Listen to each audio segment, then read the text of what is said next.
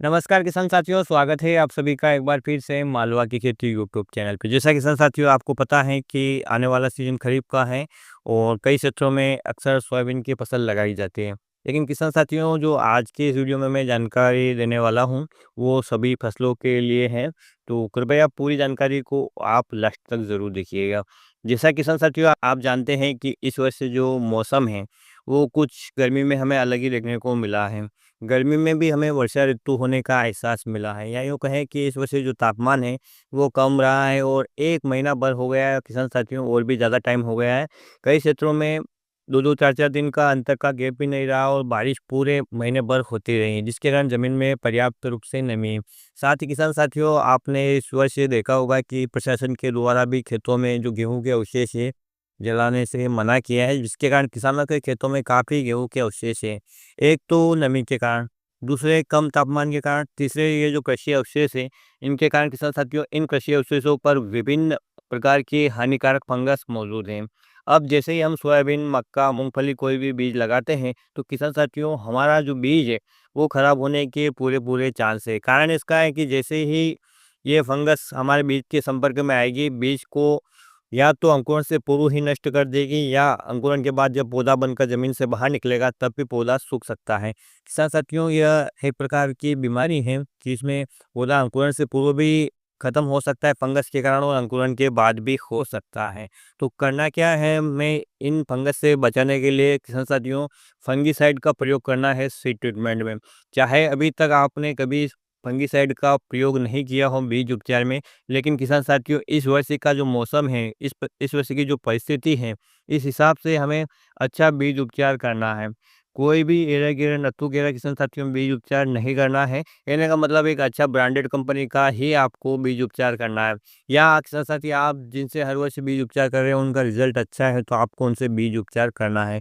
इस वर्ष एक गलती ऐसी ना करें कि आपकी जो बोनी है वो बिगड़ जाए। यदि आपने बिना बीज उपचार के किसान साथियों किसी भी फसल की बुआई की, चाहे सोयाबीन, मक्का, मूँगफली, हो सकता है किसान साथियों कुछ पौधे आपके उगने से पहले या यूँ कहें बीज खराब हो जाए, कुछ उगने के बाद खत्म हो जाए।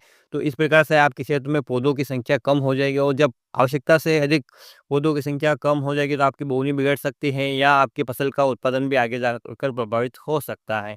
तो ये जो परिस्थिति है विभिन्न प्रकार की हम देख ही पा रहे हैं कि कम तापमान है, नमी लगातार बनी हुई है, कृषि अवशेष ज़्यादा पड़े हुए हैं। तो किसान साथियों इनको मेंटेन करने के लिए, इनसे बचने के लिए, हमारी फसल को शुरुआत से ही अच्छी ग्रोथ दिलाने के लिए हमें बीज उपचार करना ही करना है। साथ ही किसान साथियों यदि कीटनाशक से भी आप बीज उपचार कर ले तो बहुत ही अच्छा है। और उसके बाद जो राइज़ोबियम कल्चर आता है सोयाबीन के लिए हो या दलहनी फसलों के लिए जो कल्चर आता है, आप उनसे दलहनी फसलों का, सोयाबीन का उपचार कर सकते हैं।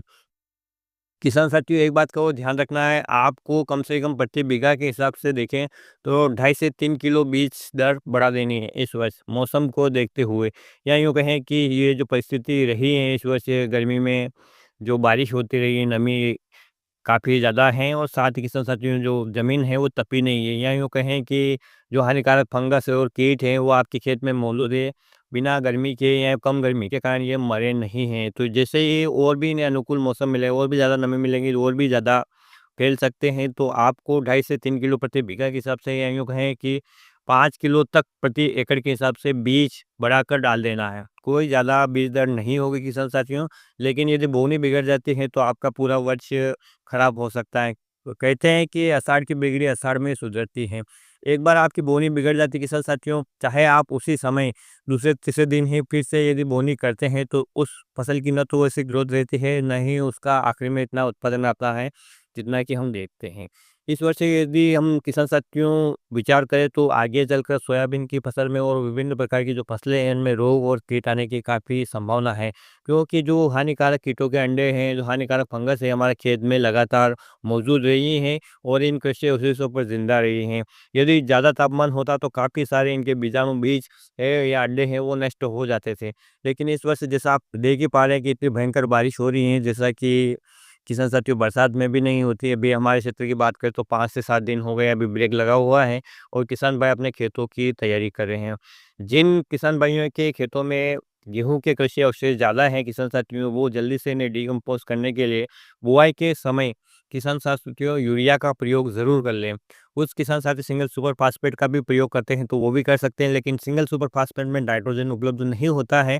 तो यदि आप सिंगल सुपर फास्फेट डाल ही रहे हैं तो किसान साथियों, आप बुआई के समय थोड़ा-सा यूरिया का प्रयोग भी कर ले, कम से कम 15 से 20 किलो प्रति एकड़ के हिसाब से। तो किसान साथियों, ये क्या है कि ये जो गेहूँ के कृषि अवशेष है जल्दी से डिकम्पोज़ हो जाएँगे, जिससे कि फंगस को इन पे फैलने का मौका नहीं मिलेगा। तो इस बात की जानकारी आपको होना चाहिए कि इन कृषि अवशेषों को जल्दी से कैसे सड़ा जाए। इन कृषि अवशेषों में जो भी पोषक तत्व हैं, यदि ये जल्दी से डिकम्पोज़ हो जाते हैं तो आपको इसी फसल को मिल जाएँगे, जिससे कि आपके खाद का काम भी हो जाएगा और इन कृषि अवशेषों से आपकी किसी भी कृषि कार्य में कोई आगे चलकर दिक्कत नहीं आएगी।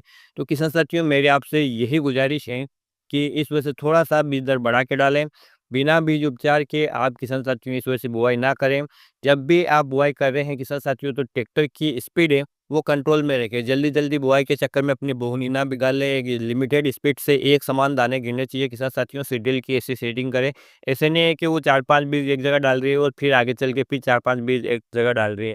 यदि आप समझना चाहें तो मैं आपको एक सीडड्रिल की ऐसी सेटिंग बताऊँगा किसान साथियों, जिसमें आप किसी भी बीज दर फसल की बीज दर सेट कर सकते हैं उचित दूरी पर बराबर के हिसाब से, कि आप कमेंट करते हैं तो। साथ ही किसान साथियों, आपको उचित गहराई पे और उचित नमी में ही बुआई करना है।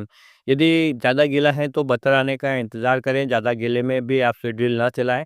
इस हिसाब से किसान साथियों, ये जो आपके पूरे वर्ष का जो रिज़ल्ट है, कितना उत्पादन आया, किस प्रकार से आपकी फसल हुई है, ये आपकी बोनी के ऊपर डिपेंड करता है। यानी शुरुआत अच्छी होनी चाहिए तो आखिर तक हमें अच्छे रिज़ल्ट मिलते हैं। तो किसान साथियों, आज की वीडियो में इतनी छोटी-सी जानकारी देने के लिए ये अपडेट मैंने आपको दिया है। उम्मीद करता हूँ आपको पसंद आएगी। पसंद आए तो प्लीज़ वीडियो को लाइक कीजिएगा और चैनल को सब्सक्राइब कीजिएगा। यदि किसी प्रकार की कोई गलती है तो कमेंट करके ज़रूर बताइएगा। किसान साथियों, फिर मिलते हैं एक नए वीडियो में एक नई जानकारी के साथ। तब तक के लिए ख्याल रखिएगा आप अपना, अपने परिवार को और अपने पशुधन का। वीडियो देखने के लिए आपका बहुत-बहुत धन्यवाद। जय हिंद, जय जवान, जय किसान।